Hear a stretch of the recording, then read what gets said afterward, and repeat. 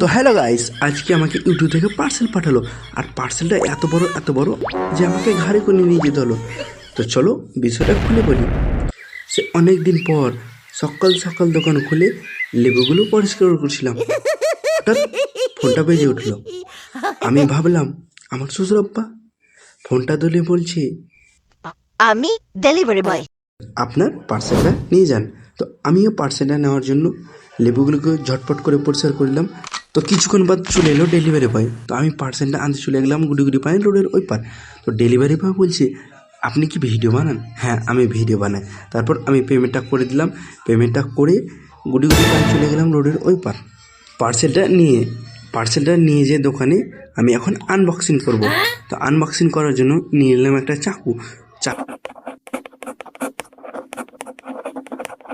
Unboxing করে দেখছি কি এটা তো ডাম্বেল। হ্যাঁ, আমরা ডাম্বেলের অর্ডার করেছিলাম। তো ভিডিওটা যদি ভালো লাগে অবশ্যই লাইক কমেন্ট শেয়ার করবে। দেখা হচ্ছে পরের ব্লগে। Bye bye. এখনকার মতন ভালো থাকো, সুস্থ থাকো।